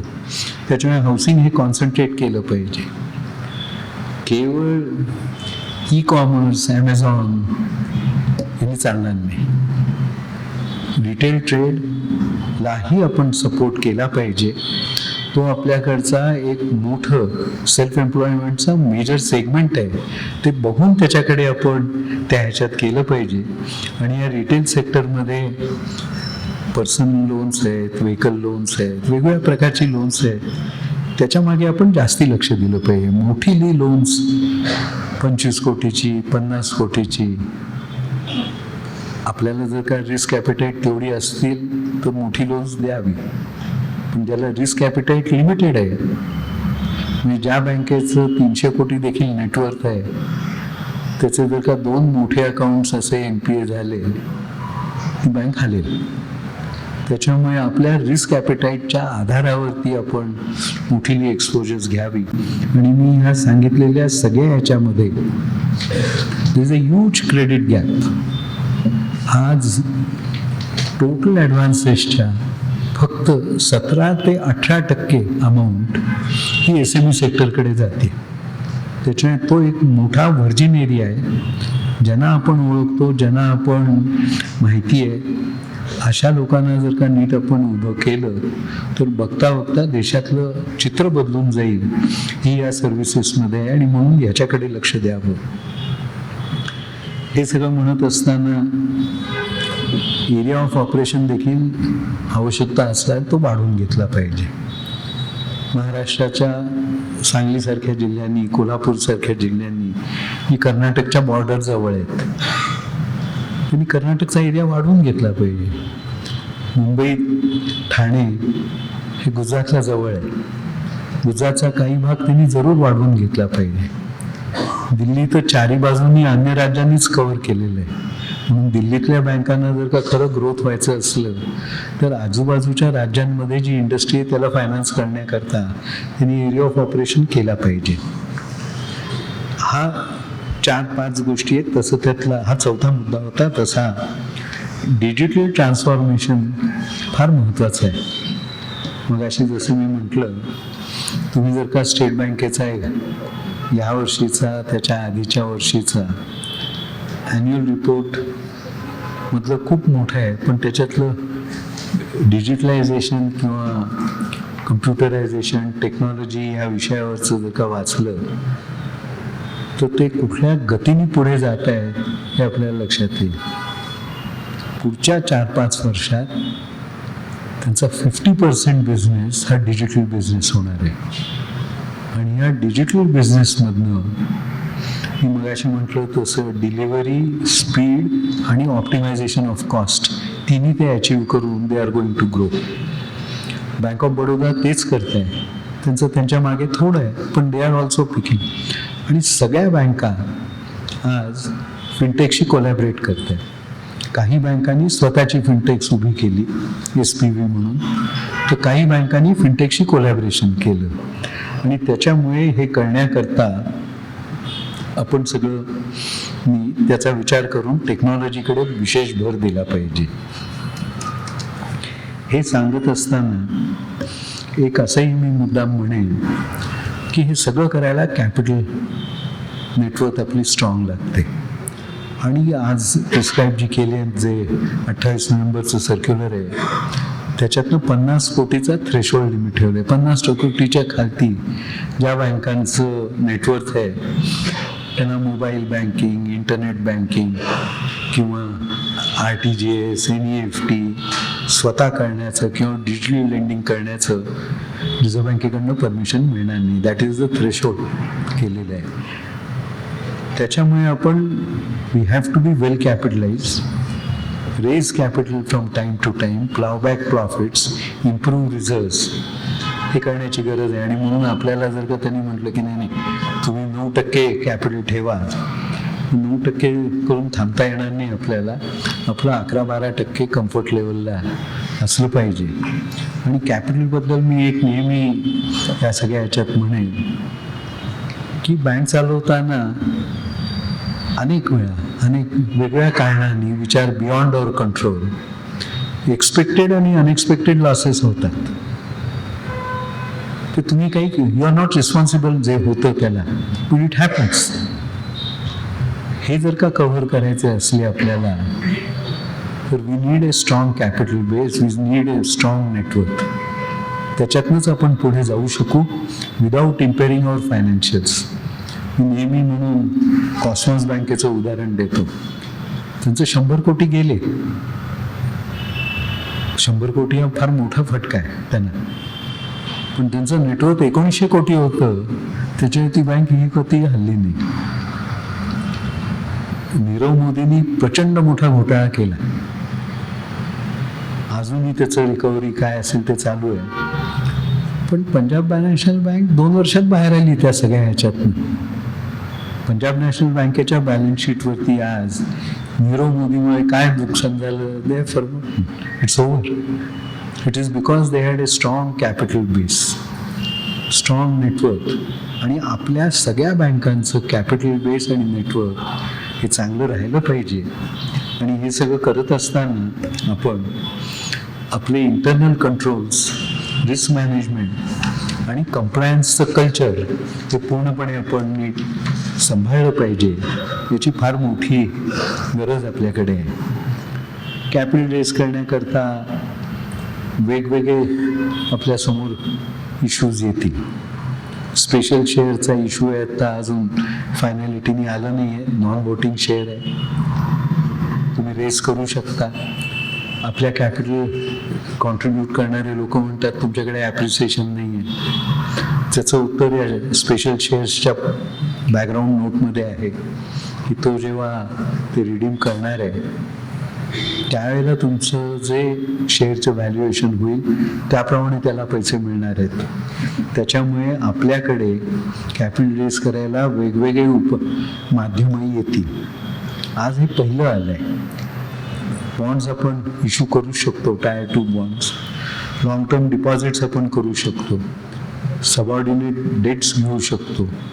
आपल्या लॉंग टर्म ॲडव्हान्सेस जे आहेत त्याच्याकरता line of credit, national housing bank वगैरे यांच्याकडनं हवी असली तर आपण घेऊ शकतो. So that we secure our selfs. आपले फंड्स लॉंग टर्म अडकून राहणार नाहीत. त्याच्यामुळे त्या सगळ्या गोष्टी ह्या केल्या पाहिजेत. हे म्हणत असताना मी रिझर्व्ज आणि कॅपिटलचं जसं म्हटलं तसं बॅलन्स शीट आपण दरवर्षी फायनलाइज करतो.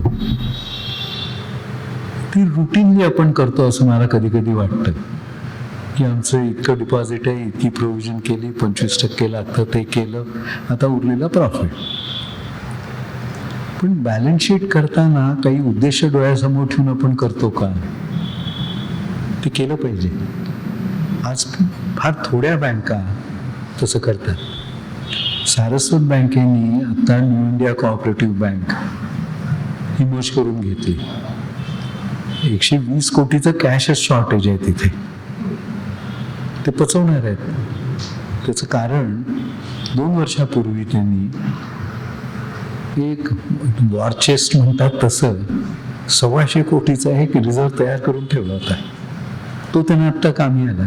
जेव्हा त्यांना घ्यायची वेळ आली तो 122 कोटी त्याच्यासमोर जातील आणि उरलेले काही सगळे रिकव्हरेबल नाही आहेत असं नाही. त्यांच्या प्रॉफिटमधनं काही प्रोव्हिजन वगैरे लागली तर करतील आणि there financials R very strong. एक ग्रॉस NPA नेट NPA कमी आहे, प्रोव्हिजनिंग उत्तम आहे. त्याच्यामुळे पुढचा काही पण विचार करा, 35 ब्रांचेस एका दमात त्यांना मिळून गेले. आपण जर का 35 ब्रांचेस एक एक करणार असलो तर खर्च किती जाईल, वेळ किती लागेल आणि तो बिझनेस वाढून आपण त्याच्यातनं रिटर्न्स केव्हा घ्यायला लागू. त्यांनी बॅलन्स शीट स्ट्रेंथन केली. डोळ्यासमोर उद्देश ठेवलं बॅलन्स शीट फायनल करताना. तसं आपण मग टेक्नॉलॉजिकल अपग्रेडेशन करता आपण उद्देश डोळ्यासमोर ठेवू शकतो. आम्हाला जर का एखादी बँक अशी मर्ज करून घ्यायची असली तर ती करून घेण्याकरता करू शकतो. किंवा एक विषय पुढे इव्हॉल्व होतोय की आपण क्लस्टर बेस्ड वर्किंग करू शकू का. आज देर आर नो गाईडलाईन्स. पण विश्वनाथन कमिटीला रेकमेंडेशन्स देत असताना पर्टिक्युलरली ज्या छोट्या बँका आहेत त्या डोळ्यासमोर ठेवून दे पूल देअर रिसोर्सेस आणि त्यांचं कंबाईंड कंप्लायन्स होतोय का असा व्ह्यू रिझर्व्ह बँकेने घ्यावा असं आम्ही रेकमेंडेशन दिलं होतं. मी जसं दिलं तसंच इन्स्टिट्यूट ऑफ चार्टर्ड अकाउंटंट्सचे चार्टर्ड अकाउंटंट्स आणि जे कोऑपरेटिव्ह बँकांमध्ये डायरेक्टर आहेत त्यांचा एक फोरम आहे, त्या लोकांनी पण दिलं होतं.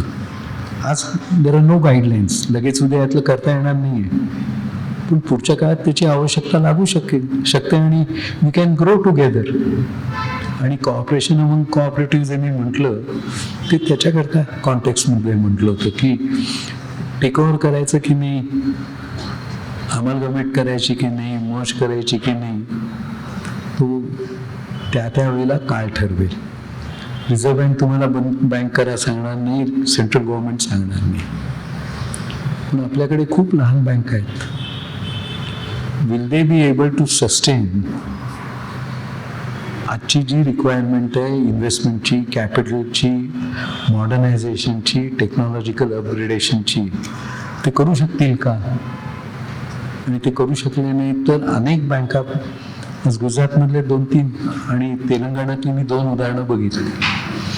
आम्ही दोघं एकत्र आलो तर आम्ही टिकू शकू म्हणून तेलंगणातल्या 2 बँका मर्ज झाल्या आणि गुजरातमधल्या 2 बँकांनी प्रस्ताव करून राजकोट बँकेला सांगितलं की आम्हाला तुमच्यात मर्ज करून घ्या. This process may happen. If that happens are we ready. जे आपल्याकडच्या एक असं करू शकतील अशा बँका. आणि त्याच्यामुळे बॅलन्स शीट फायनल करताना आपण काही डोळ्यासमोर उद्देश नीट ठेवून केली पाहिजे. फार मोठी गरज आहे.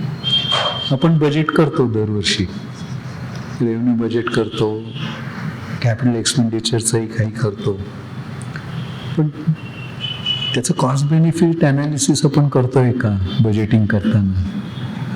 आणि जशा आपण credit policy, deposit mobilisation policy, one time settlement, write off, HR policies करतो, तसं आपल्या ज्या ॲक्टिव्हिटीज आहे त्याच्या प्रायसिंगची पॉलिसी आपल्याकडे आहे का.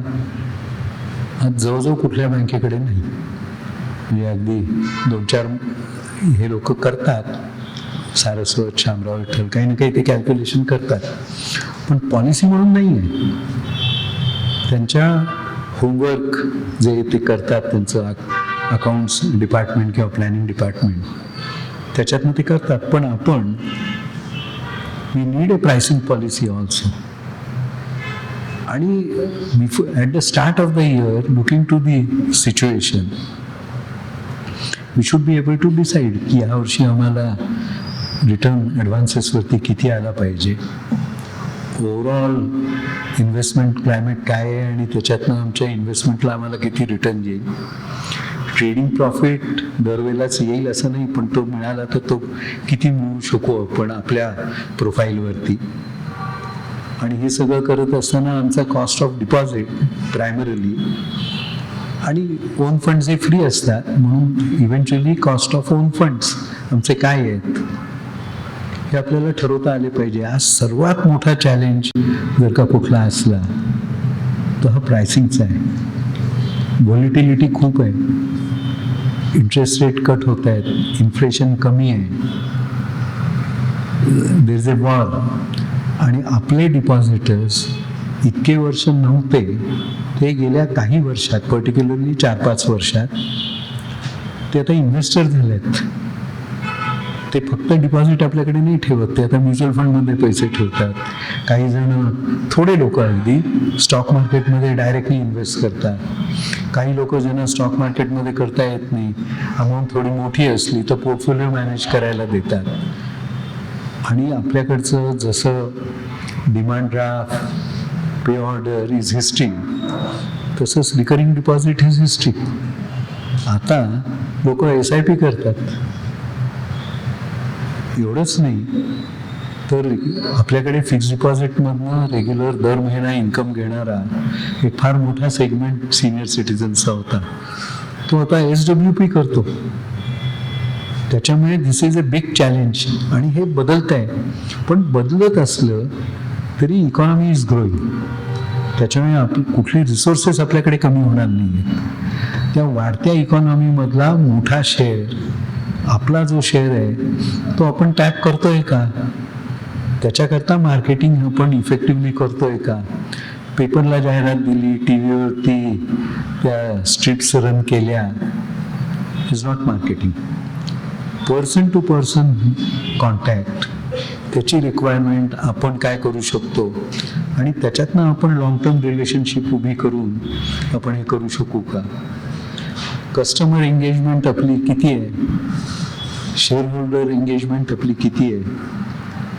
मी मगाशीच विचारत होतो इथल्या एका बँकेला की तुमच्या इतक्या ब्रांचेस आहेत, तुमचे डिपॉझिट अकाउंट किती आहेत, तुमचे शेअर होल्डर्स किती आहेत, आणि are we reaching at least 25% of them for new business. कदाचित आपल्याकडच्या फायनान्शियल्स पायी आपल्याला रिझर्व्ह बँकेच्या नॉर्म्सप्रमाणे ब्रांचेस मिळणार नाहीत, तर आपण काय हातावर हात ठेवून बसायचं आहे काय. We have to grow. आमच्या असलेल्या रिसोर्सेसला टॅप करून हाऊ कॅन वी ग्रो. आपला बिझनेस पुढच्या 3 वर्षामध्ये डबल करता येईल का, त्याची स्ट्रॅटेजी काय असेल, मार्केटिंग कसं करणार, कस्टमर एंगेजमेंट आपण हे कसं करणार, हाही या विजन डॉक्युमेंटचा अत्यंत महत्त्वाचा भाग आहे. Social responsibility, environmental responsibility, clean, याच्यावरती वी हॅव टू कमिट. अनेक बँका आता त्यांचे हेड ऑफिसेस जेव्हा नवीन होतात तेव्हा ग्रीन सर्टिफिकेशन घेऊनच करण्याचा प्रयत्न करतात. त्यांच्या ऑलरेडी बिल्डिंग्स आहेत, त्या ग्रीन करता येतील का, ग्रीन सर्टिफिकेशनचं त्यांचं करता येईल का. एनर्जीच्या नीड्स आपल्या ज्या आहेत त्या आपण रिन्युएबल एनर्जीमधनं टायअप करू शकू का. कारण आजच्या ह्याच्यामध्ये कॉस्टमध्ये 2 कॉस्ट नागरी सहकारी बँकांचे सर्वात जास्ती जाणवतात. एक आहे प्रिमायसेस, जेव्हा त्यांची स्वतःची जागा नाही तेव्हा भाड्याने जागा घेतात, तेव्हा त्याची भाडी खूप प्रचंड आहेत आणि ती at times are not negotiable. At times कधी कधी कमी करता येतं, थोडं कमी जास्ती, पण it's a major component to they. आणि दुसरा स्टाफ कॉस्ट आहे. तर स्टाफ कॉस्ट आपल्याला कमी नाही करता येणार, पण what strategies we can do for improving the productivity, आणि त्याच्यामुळे बिझनेस आपला कसा वाढेल ह्याच्याकरता आपल्याला विचार करायला लागणार आहे. आणि ग्रोथ करत असताना त्याच्याबरोबर आवश्यक तो इन्फ्रास्ट्रक्चर आपण उभा करतोय का. नाही तर ग्रोथ करू आणि इन्फ्रास्ट्रक्चर नसलं तर will fall flat after 2 years. आपण मॅनेजच नाही करू शकणार. त्याच्यामुळे ह्या सगळ्या गोष्टींकडे बारकाईने लक्ष देणं ही त्याच्यातली ही आहे. आणि म्हणून हे म्हणत असताना मी म्हटलेलं आहे की आपण विजन डॉक्युमेंट करत असताना आपले लॉंग टर्म गोल्स ठरवा. What are our long-term goals? It can be anything. एखादी छोटी बँक असेल तर ती म्हणेल की ह्या जिल्ह्यातली सर्वात चांगली प्रॉफिटेबल आणि सर्व सर्व्हिसेस टेक्नॉलॉजिकली देणारी मी बँक होणार. Size is not important. The determination to do that and become the best in their area. एखादी म्हणेल मी रिजन वाईज होईल मोठं, मराठवाड्यातली सर्वात मोठी बँक आणि चांगली बँक होईल. कोणी म्हणेल स्टेट लेवलची होईल, कोणी म्हणेल मला मल्टी स्टेट अनेक राज्यांमध्ये जाऊन मला काम करायचं आहे. प्रत्येकाच्या शक्तीवरती ॲपेटाईटवरती हे अवलंबून आहे.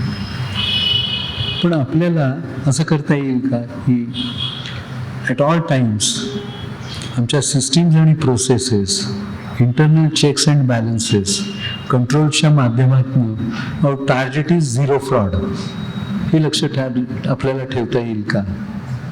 किंवा आमच्याकडे NPA हे कमीत कमी होतील, त्या कस्टमरच्या नुसतं मागे लागून नाही म्हणत आहे की तू भर पैसे, न आपली ॲप्रेझल कपॅसिटी आपण नीट वाढवू शकू का?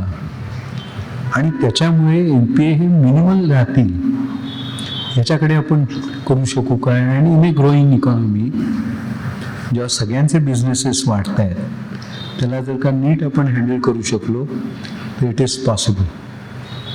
झिरो NPA मी म्हणत नाही, इट इज नॉट पॉसिबल.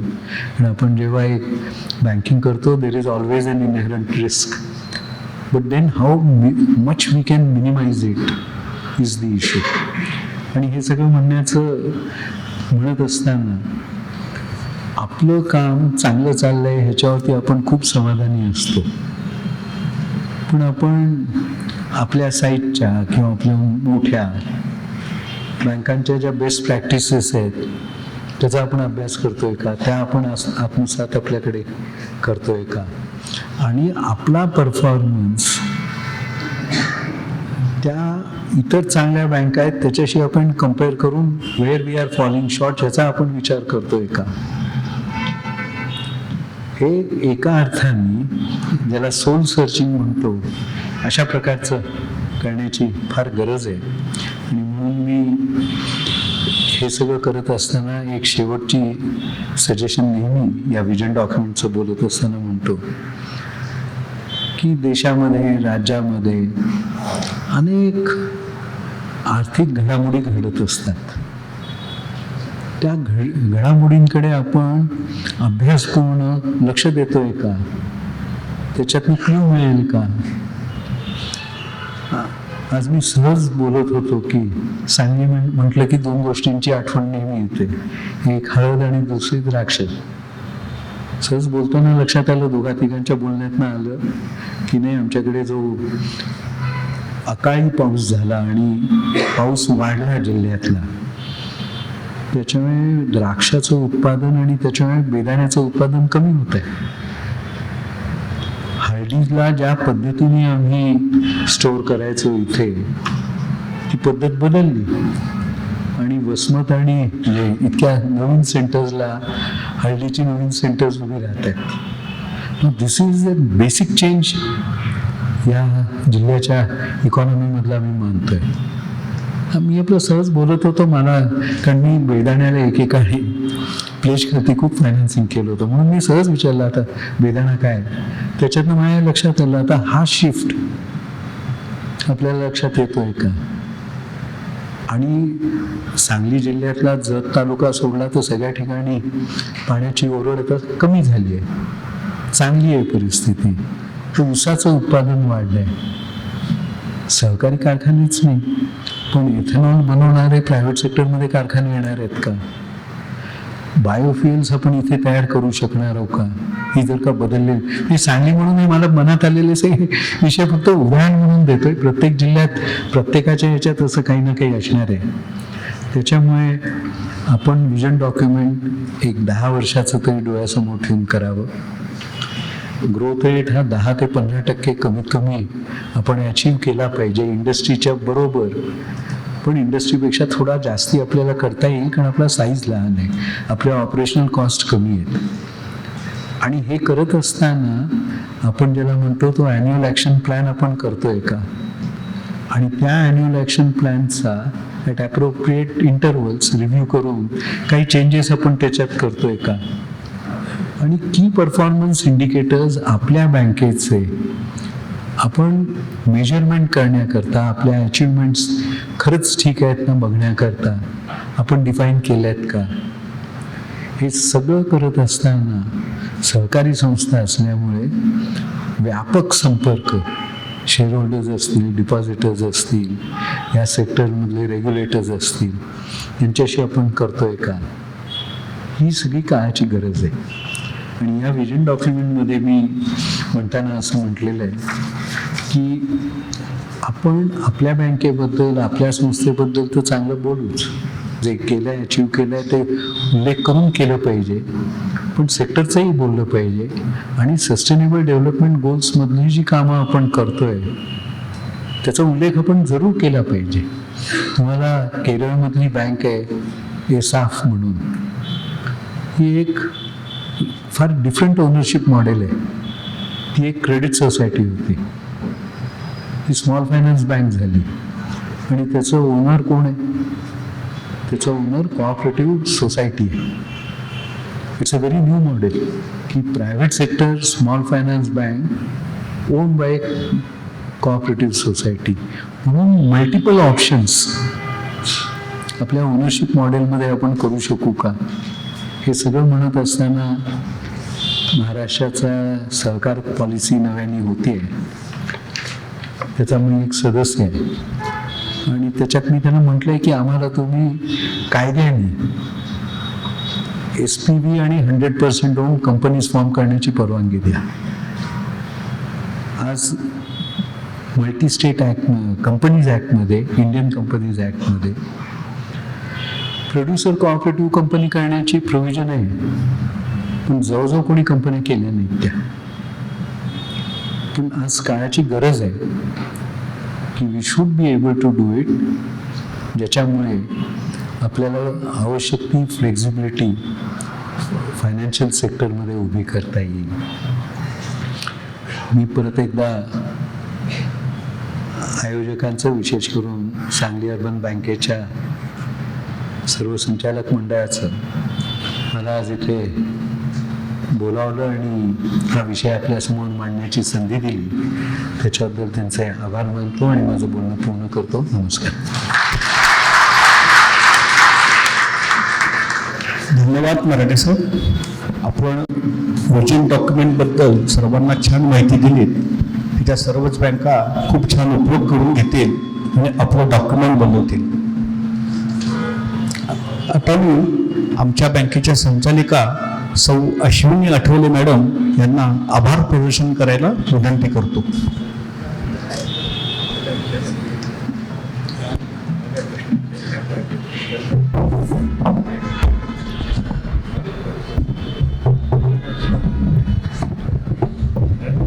नमस्कार.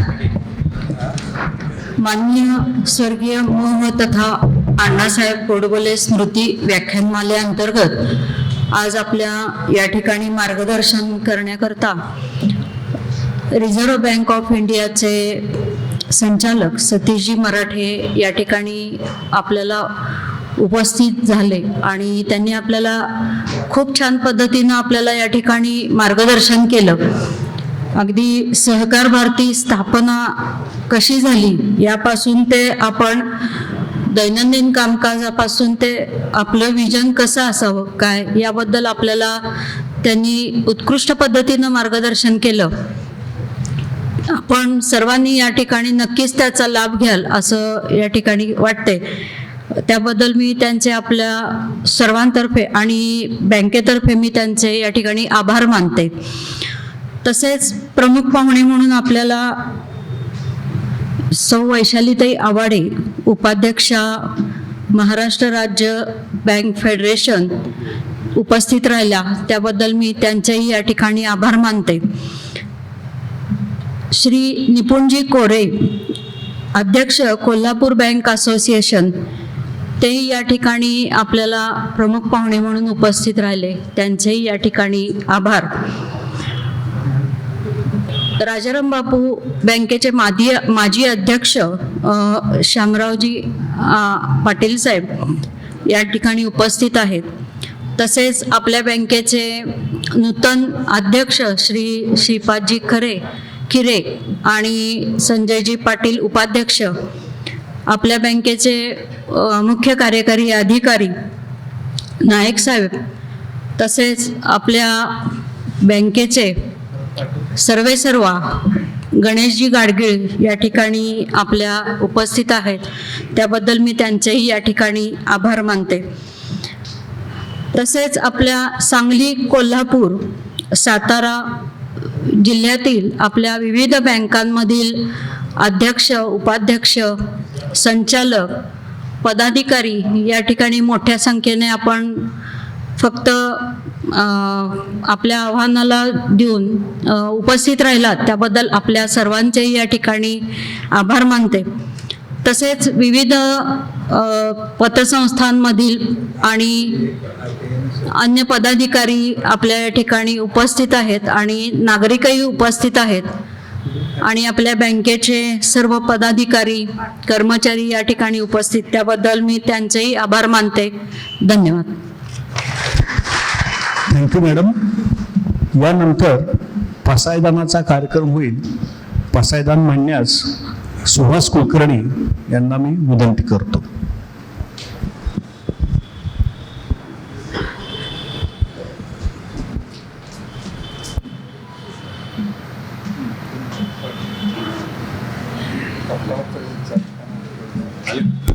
पसायदान झाल्यानंतर सर्वांना अल्पोपहाराची सोय केलेली आहे.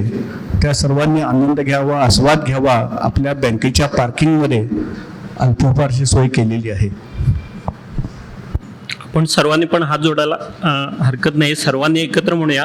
मी सुरुवात करून देतो. आता विश्वात्मके देवे येणे वाग्यज्ञे तोषावे, तोषो निमज द्यावे पसाय दानही. जे खळांची व्यंकटी सांडो, तया सत्कर्मे रती वाढो. भूता परस्परे पडो, मैत्र जीवांचे दुरितांचे तिमिर जाओ. विश्वस्वधर्म सूर्ये पाहो, जो जे वांछेल तो ते लाहो. प्राणी जात वर्षत सकळ मंगळी, ईश्वर निष्ठांचे मांदियाळी. अनवर्त भूमंडळी भेट तू भूता, चला कल्पतरूंचे आरव. चेतना चिंतामणींचे गाव, बोलते जे अर्णव पियुषांचे. चंद्रमे जे अलांछन, मार्तंड जे तापहीन. ते सर्वाही सदा सज्जन, सोय रे हो तू किंबहुना सर्व सुखी. पूर्ण हो नीतिनी लोकी, भजिजो आदि पुरुषी. अखंडित आणि ग्रंथोपजीविये, विशेषी लोकीये. दृष्टादृष्ट विजये तो हा वेजी. हेत म्हणे श्री विश्वेश्वरा हो, हा होईल दान पसाओ. येणे वरे ज्ञान देव, सुखिया झाला, सुखिया झाला, सुखिया झाला.